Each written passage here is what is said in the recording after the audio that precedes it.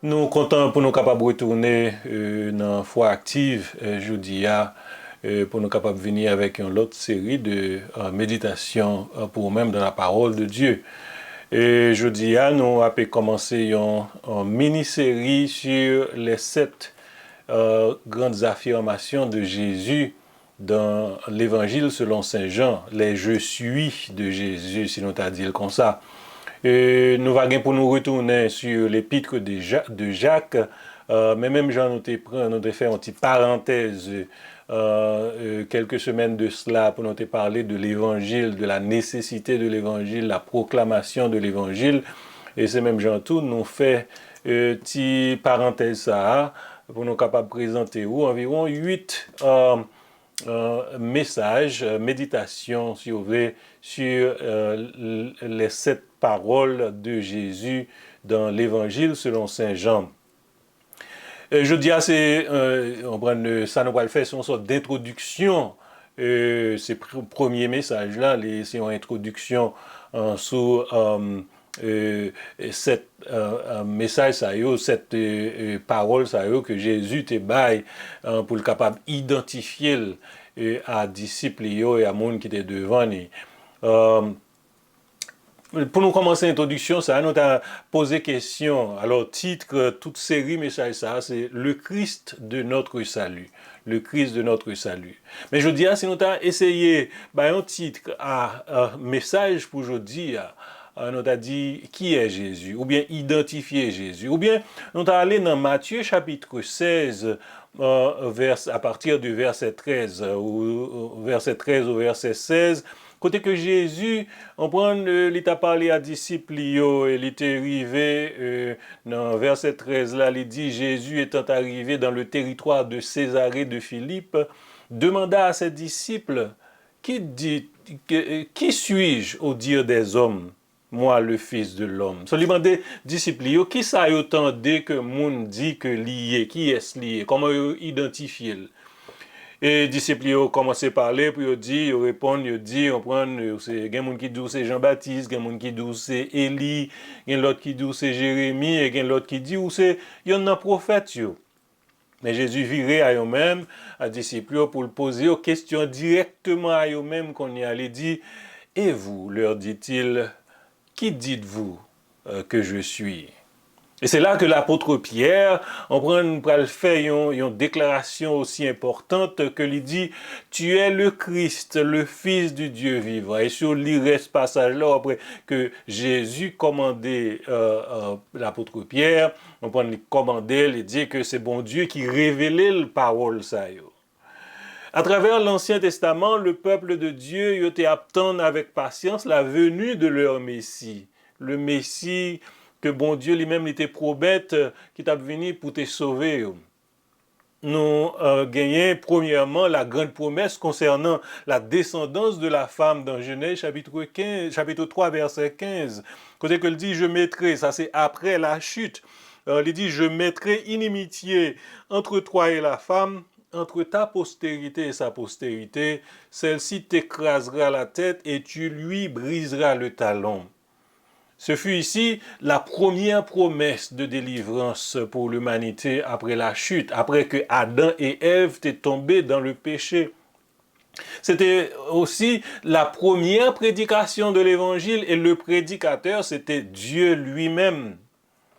Deuxième grande promesse de Dieu, que bon Dieu fait à peuple, c'est nous trouver dans Deutéronome chapitre 18, verset 18.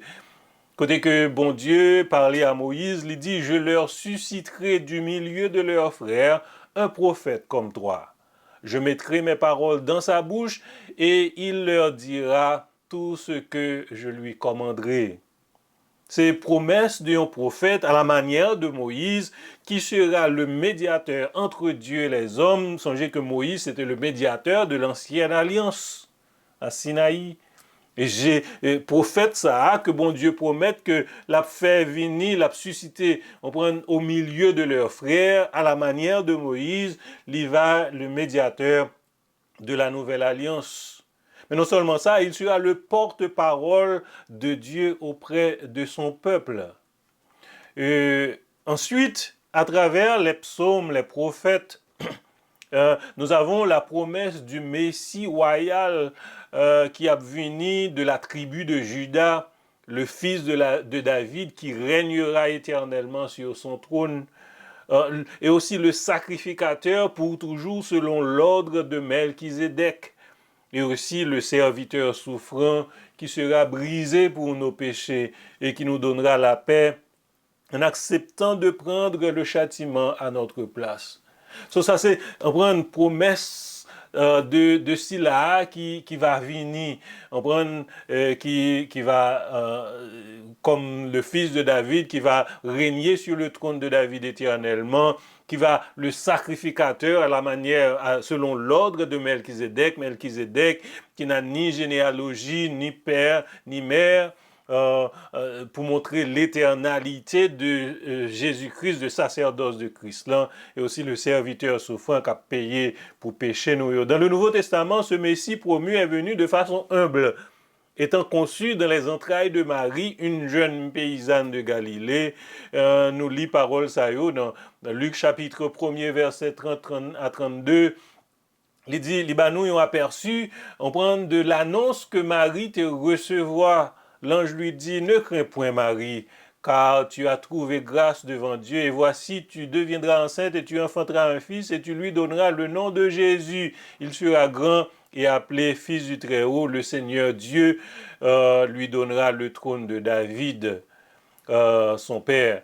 Joseph aussi, qui était le fiancé de Marie, lorsqu'il prend nouvelle que Marie est enceinte et que on prend des potes dans relation avec Marie, on prend des besoins tous les mêmes pour avoir une confirmation de Dieu, pour accepter Marie comme sa femme.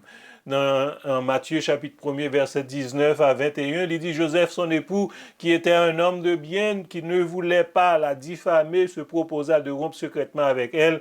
Comme il y pensait, voici un ange du Seigneur lui apparut en songe et dit Joseph, fils de David, ne crains pas de prendre avec toi Marie ta femme, car l'enfant qu'elle a conçu vient du Saint-Esprit. Elle enfantera un fils et tu lui donneras le nom de Jésus, car c'est lui qui sauvera son peuple de ses péchés.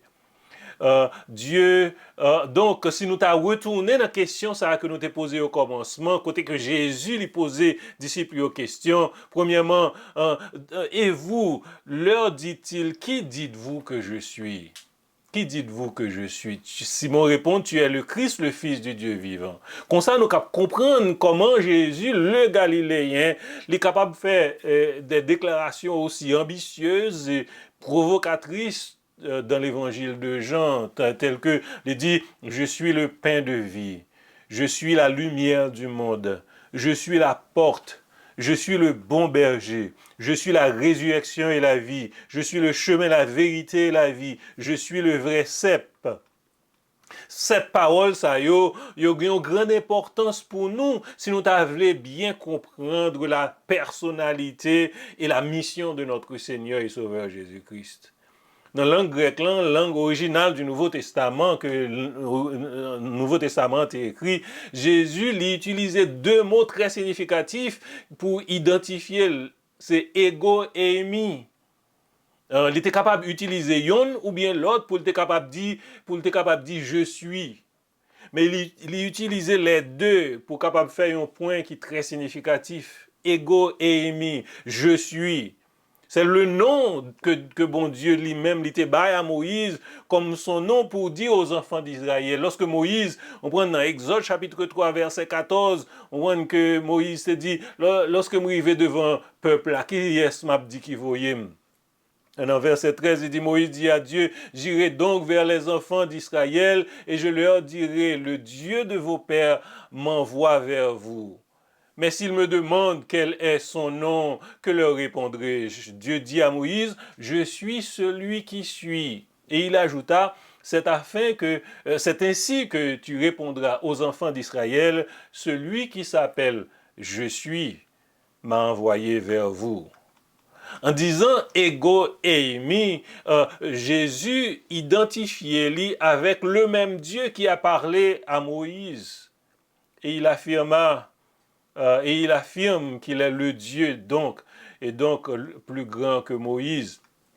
C'est affirmation ça que Jean l'était déjà confirmé pour nous-mêmes dans Jean chapitre 1er. Au commencement était la parole et la parole était avec Dieu, la parole était Dieu. Et toutes choses ont été faites par elle et rien de ce qui a été fait n'a été fait sans elle. En elle était la vie et la vie était la lumière des hommes. Jésus, c'est la parole faite chair, c'est le Dieu incarné. C'est Dieu qui descend dans la sphère des hommes pour identifier les hommes afin que les capables de procurer pour eux le chemin du salut. Pour le cap ouvrir devant eux la porte de la grâce et pour le cap sécuriser pour nous le pardon et la vie éternelle. Jean chapitre 1 verset 9 à 13, il dit, cette lumière était la véritable lumière qui en venant dans le monde éclaire tout homme. Elle était dans le monde et le monde a été fait par elle. C'est cette parole qui est Jésus lui-même, c'est le Créateur. Et le monde ne l'a pas connue. Elle est venue chez les siens et les siens ne l'ont pas reçue. Mais à tous ceux qui l'ont reçue, à ceux qui croient en son nom, elle a donné le pouvoir de devenir enfants de Dieu. À ceux qui l'ont reçu. Ce premier bagage là, on prend c'est une annonce qui fait. On annonce, on prend à vous-même qui a coûté, à tous les hommes, toutes les femmes. Il y a un appel qui fait à nous-mêmes, à tous ceux qui l'ont reçu. Sous recevoir li, sous quoi non non li, li bail pouvoir pour capable venir enfant de Dieu. Cela veut dire que pour adopter ou dans la famille de Dieu. Après la chute, nous devenons ennemis de Dieu. Mais par Jésus-Christ, nous sommes capables de venir adopter dans la famille de Dieu que péché nous est capable de pardonner. Celui qui s'appelle Je suis vous appelle et vous offre la vie éternelle, je dis, la réconciliation avec votre Créateur et la rédemption pour vos âmes. Question qu'on y a, c'est est-ce que vous répondre positivement à l'appel ça? Si vous répondez positivement à l'appel ça, on prend nous recevoir le pardon pour vos péchés et on accepter dans la famille de Dieu, on réconcilier avec Dieu. Parce que dans le jardin, Adam et Ève étaient déchus et comme ça, ils ont fait que nous étions ennemis de Dieu. Mais par Jésus-Christ, nous avons réconcilié avec lui, nous avons gagné la paix avec lui. Que Dieu vous bénisse.